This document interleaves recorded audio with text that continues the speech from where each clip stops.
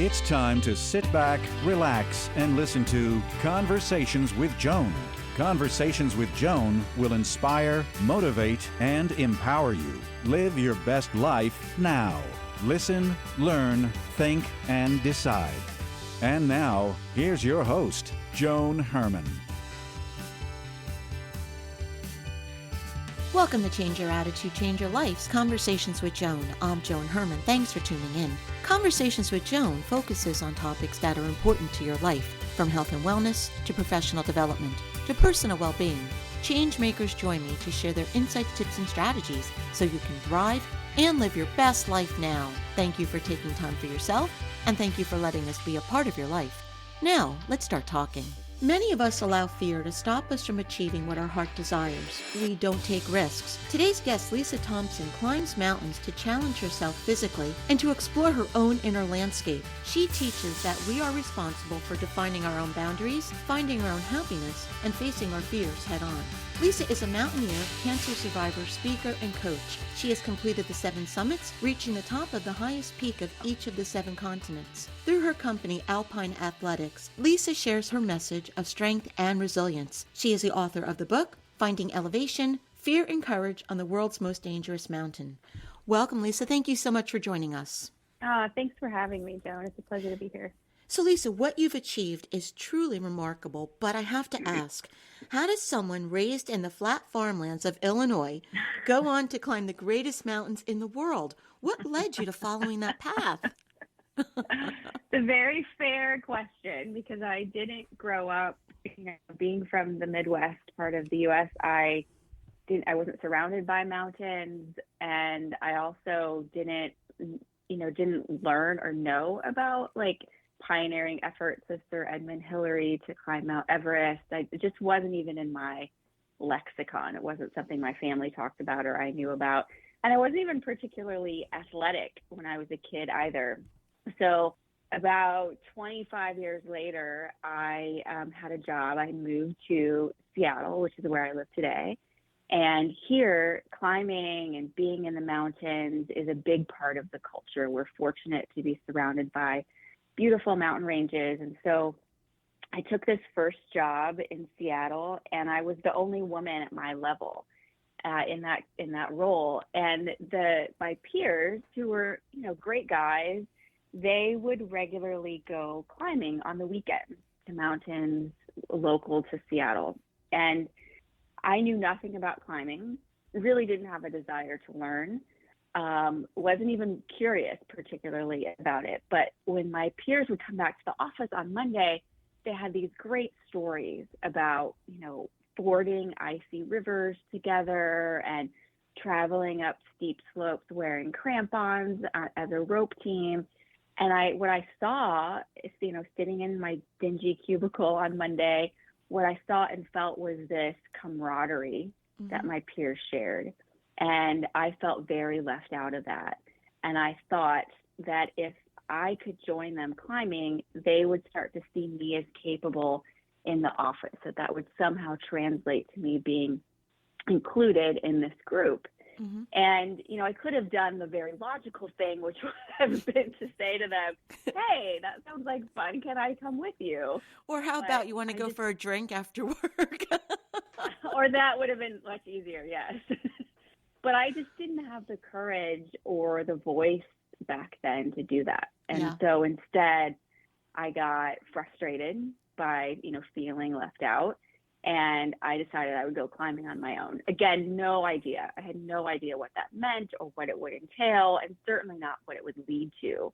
But it really was, this sense of wanting to be seen as capable and included that drove me to start climbing. And I would say that sense of needing to prove myself stuck with me for a lot of years. But it really does, sometimes pops up. Lisa, it really does show the power of what we're each capable of. Because, when I wanted to lead off with that question, because I'm a girl from Jersey and I'm thinking, who does this and why do they do it? But taking someone like you, taking someone like me, and just it shows what we are capable of achieving when we put our mind to something. So true. And I think a lot of people, and maybe you fall into this category, Joan, if you want me to do something, the best way to motivate me is to tell me I can't do it or I shouldn't do it. Absolutely. Because that just lights a fire like nothing else. And that was how I felt back then. But how does a person, Lisa, even go from knowing nothing about the sport to climbing the 7 summits? How is that even possible? Well, I'm also very studious. I like data. I like to study. I like to learn. And so initially, the first mountain I climbed was Mount Rainier, which is the highest peak in Washington. It's 14,400 feet. And I summited that on my second attempt in 2009. And I learned so much. Like when I look back on that first climb, my backpack was so heavy, contained so many things I didn't need. And it was painful. It was hard. And so that forced me to look at the situation and try to understand what I could do better, what I could learn, how I could make this easier on myself. And so gradually I just began to learn more and more, to become more and more confident, to build my skills. I focused, very, very intently on physical preparation because I felt like, I back then and still sometimes am the only woman on a climbing team. And I knew that I couldn't control what other people thought of me. And, there were many times when people thought like, oh, that's cute. You think you're going to climb Denali, for example. And so I wanted to be as prepared as I could possibly be. So being prepared physically became like a part-time job for me. And gradually, the other thing I would say, especially if people are interested in, learning about climbing, is to just align yourself with other people, other climbers who are more skilled than you, whom you trust, and that are willing to share and, learn and help you learn and teach you bit by bit what it takes to climb big mountains. What type of training goes into preparing for that type of climb? I could talk about this all day. So Alpine Athletics is the company I started in 2018 after I realized that, hey, I am often much more prepared physically than anyone else on my team. And there's something to that. And so I myself got a very well-known climbing coach and learned a lot about the answer to that question. And eventually started a company where now I get to coach people every day. So looking back, it's just an amazing turn of events. But so mountaineering is an endurance activity, and most people early on don't realize that or don't consider it as such. And so they'll, sort of go to the gym and lift a bunch of weights and do a bunch of squats and get their lower body, really strong, but overlook the fact that you've got to climb for multiple hours per day on successive days for, most big mountain climbs. And so it requires a lot of, not super fun, not super sexy cardio work that's pretty moderate intensity for the individual, but high volume of that. And so that's really, I think, what makes the difference for athletes, especially if they're new to an endurance activity like climbing. And there's also a really big mental component, as you can imagine. I've seen many people who are physically prepared, strong enough to climb even Mount Rainier. I've seen them turn around 20 minutes out of the parking lot because they just, something gets in their mind about this being too hard, and they're unable to push through that, and they let this belief that they're not able to do it become pervasive. So I also, in my personal climbing and in the mountaineers that I coach, really focus on being as mentally prepared as possible for whatever the peak is that you're about to attempt. Everything that you're describing with mountain climbing, there are just so many wonderful life lessons, because you were talking about the things that were within your control and outside of your control and fitting in. And, we all have mountains in our lives that are representative of something we're going through. But how do you prepare for the things that are outside of your control? Like you said, you get your mental toughness and you're physically ready. But what about all those things that are outside of your control? The weather, the terrain. How do you get your head ready for those things? Yeah, great question. I think the first thing is to identify as best you can what those things are. When we're talking about most mountains that are, regularly climbed have been climbed by a lot of other people. And so we have decent data about, what is the weather like? What are the objective hazards? Objective hazards being things like rockfall or avalanche. And so I think those are, for the large part, known possibilities. But as you said, whether or not you will encounter those situations is entirely unknown and entirely out of a climber's control. And so I do a couple of things. First, I want to know what all those things are. I want to know what my risk of encountering rockfall is, for example, what the temperatures are going to be like, what, typical weather, typical winds, typical temperatures are like for that peak at that time. And then I really assess for myself, what is it that worries me about those things?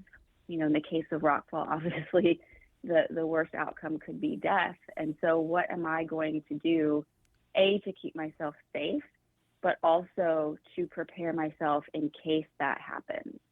And the more, there's so many unknowns on a mountain, and the more that I can make those unknowns something that is less novel to me and to my brain, the less stressful they're going to be.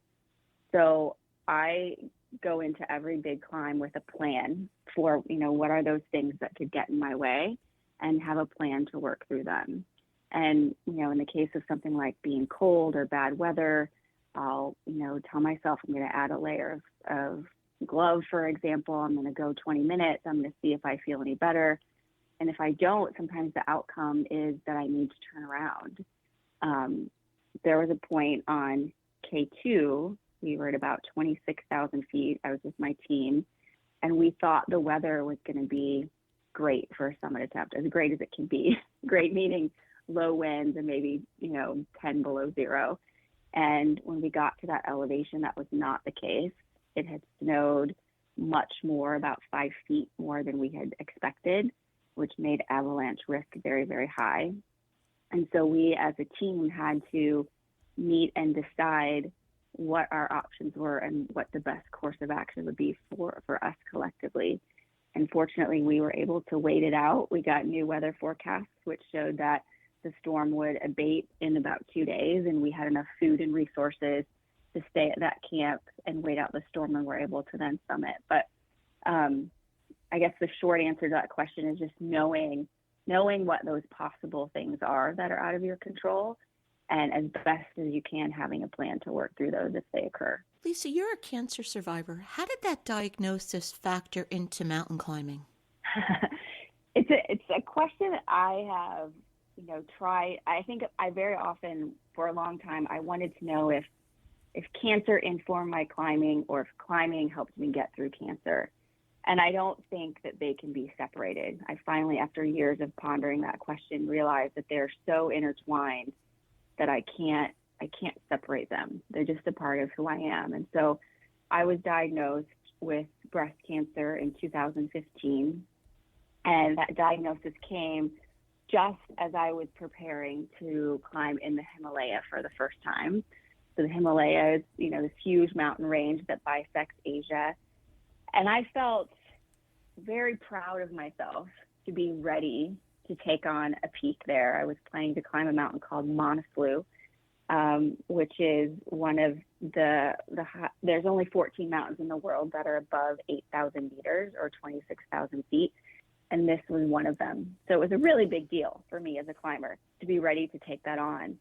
And so to receive that diagnosis at that time, regardless of your situation in life, it's devastating.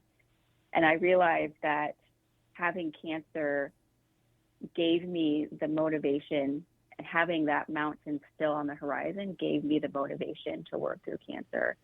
And I saw, to me, cancer became, and this isn't to say there weren't moments where I felt sorry for myself and, cried and asked why was this happening. But I really saw it as a project. And that's like, my goal right now is to kick cancer's butt. And I want to be surrounded by people who are strong, who are totally committed to that goal like I am. And it, thankfully things came together. I had an incredible medical team here in Seattle at Swedish Medical Center, and I was able to go to Nepal as planned that year and to climb Manaslu. when I look back, thinking about sort of the other side of that, cancer taught me more than anything that life is incredibly fragile, that it can change for us in an instant, despite believing that we've done all these things that we think will keep us safe. It's incredibly fragile, and that it's up to each of us to define our lives and to define the lives that we will live. And so those two things, cancer and mountaineering, became just very intertwined for me. And I think that one, they supported and informed each other in a way that made me who I am today. I recently interviewed a woman who wrote a book, and her work is around understanding your mortality and living your life as though you're going to die. And because, it's her belief that everything becomes more precious and we live in a different way when we can see the end in sight, not necessarily having a diagnosis, but just living with that understanding.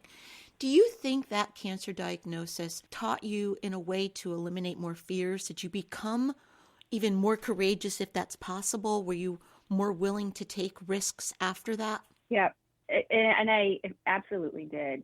It made me realize that, when you're in your 40s, mortality is not often something that you spend a lot of time thinking about. And so it brought that into very clear focus for me.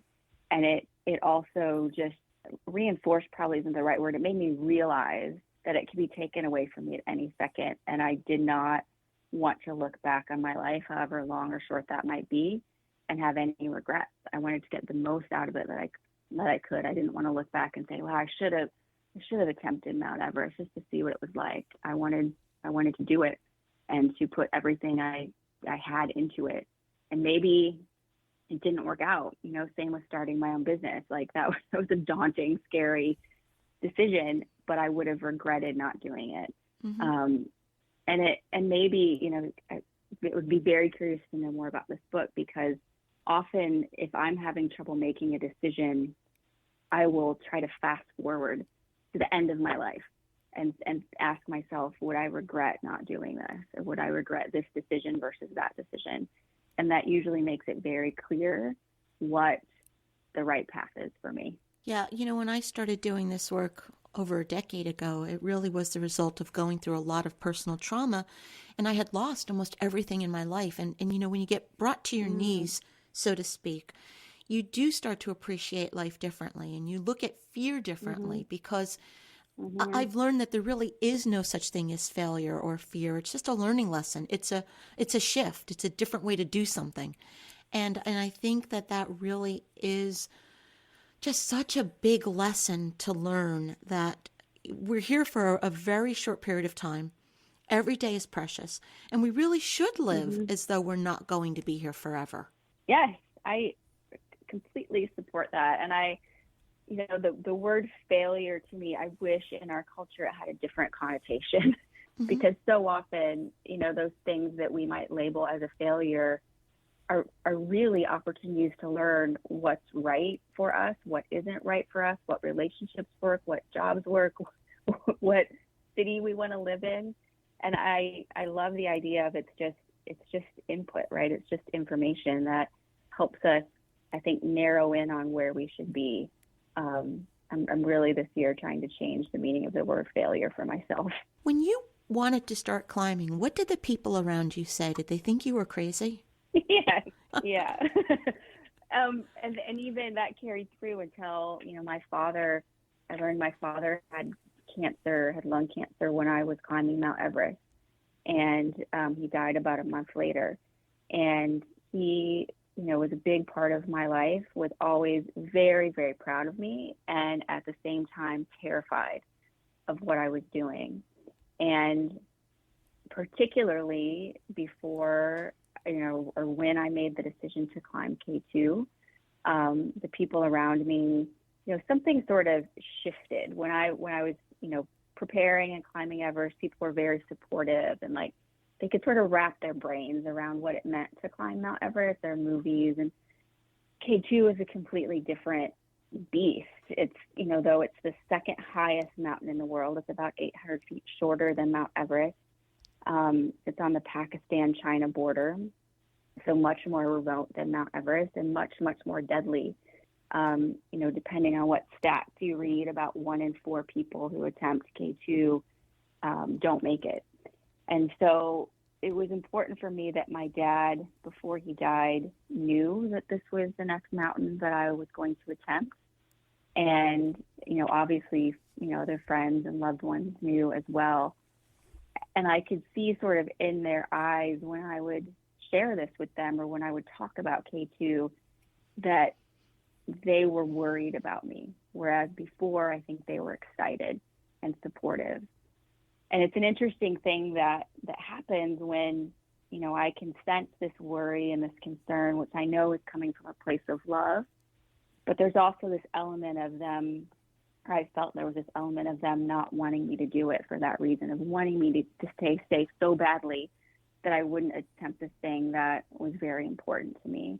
And so there were some difficult conversations that took place with family members and with friends about why this is important to me, and knowing that they couldn't really fully appreciate because they hadn't had this experience before. They hadn't, been on a mountaintop and felt just the sense of accomplishment or exhilaration. And so there was a lot of difficult conversations that ended just in trust and like, this is important to me for me to be who I am. Right. And I appreciate and respect your love and concern, and I need to do this anyway. And I really want your support as I move forward. Right. And so it came together, but it was not an easy time in my life. No, and I understand that, and I'm sorry for your loss. I lost my father to lung cancer as well, so I do understand. Okay. And when you climb to the highest peaks in the world, what is it like to be standing there looking out at the world? Is it almost like you feel like you're touching heaven? Like, what does that feel like? Yeah, it is anytime I'm in the mountains, it makes me feel very small and insignificant and vulnerable. And those are feelings that I try to avoid the rest of my life, right? We spend a lot of time, at least I do, not appearing vulnerable, always appearing like in control and knowing everything. And the fact is that in those situations, it's the mountain that's in control. It's not me. And I am a, tiny speck on her flanks and am asking for safe passage. And so that sort of feeling of trusting something that's bigger than me, to me, this creates a sense of wholeness in my life, because I think it's so counter to every other part of my life. The feeling on the summit is, I think a lot of people think you get to the summit and there's a big party and you congratulate one another. And while that is true, can be true, to me and to many people, the summit is halfway. And so I have a pretty hard no celebrating rule at the summit of a big peak, because there is so much that can go wrong on the descent. And in fact, most climbing accidents occur while descending. And so I will generally, take a moment to just be grateful to the mountain and to the circumstance and the people that have helped me achieve that. And then, have this sort of checklist of making sure my gear is solid, checking my oxygen levels, taking some photos, and then descending, which is, it's crazy. I think people are often surprised by the fact that you've spent sometimes years training for this moment, and that moment lasts maybe 20 minutes, and then, it's time to descend. But I think that feeling of accomplishment is something that mountaineers will keep with them forever, myself included. And I also think that, like many significant events, the impact of that continues to evolve and stick with you over time. And, those are the feelings that I really relish, sometimes more than standing on the summit. The book is Finding Elevation, Fear and Courage on the World's Most Dangerous Mountain. If you'd like to get more information about Lisa and her work, you can visit lisaclimbs.com. Lisa, thank you so much for joining us. As I've been listening to you speak throughout this conversation, and I mentioned this briefly before, we're talking about mountain climbing, but we all have mountains in our lives, and there are so many life lessons that you have imparted during this discussion that I do encourage our listeners to go back and listen again from the beginning, because there's so much here that we can pull out and apply to our own lives, no matter what it is we're going through. So I really am so grateful that you were here to share all of this with us and all that you've learned. So thank you for being here. Thank you. It's just been a fun conversation. I appreciate it. Thank you for joining us. I hope you found the show informative. At Change Your Attitude, Change Your Life, we believe that knowledge is power. Take what you've learned, apply it, and live your best life now. Remember that the information provided is the opinion of our guest and should never replace the advice of a professional who knows your personal situation. If you'd like more information, visit our website, cyacyl.com. That stands for Change Your Attitude, Change Your Life. While on our site, listen to past shows on demand, read the digital magazine, sign up for our mailing list, and be sure to follow the show on social media. Until next time, this is Joan Herman. Thanks for tuning in.